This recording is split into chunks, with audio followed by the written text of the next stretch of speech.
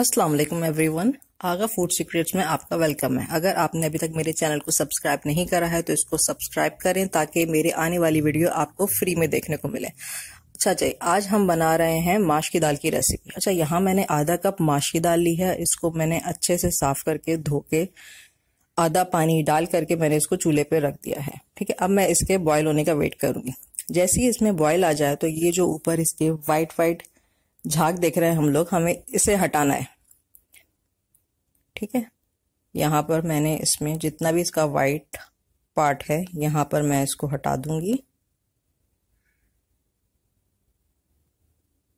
ठीक है, अच्छा मैंने इसके अंदर आधा कप दाल ली थी तो आधा कप पानी डाला है मैंने।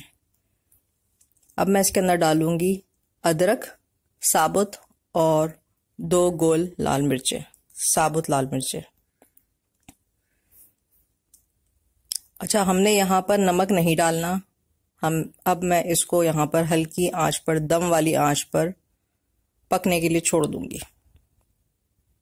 ये वाली दाल बहुत आसान होती है और बहुत ही मज़े की तैयार होती है। अच्छा जी, देख सकते हैं कि मुझे दाल गलाने में तकरीबन 20 मिनट लगे इसको और ये बिल्कुल रेडी है।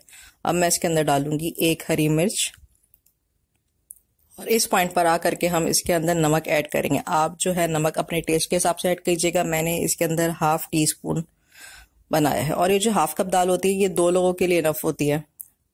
अगर आपको ज़्यादा बनानी है तो आप इसी की क्वांटिटी बढ़ा दीजिएगा। ठीक है, अब इसके हम बघार के लिए मैं पैन ले लेते हैं। इसके अंदर मैं डालूंगी तेल। मैंने इसके अंदर तकरीबन 2 टेबल स्पून के करीब मैंने इसके अंदर तेल डाला होगा। अब मैं इसके अंदर डालूंगी थोड़ी सी प्याज।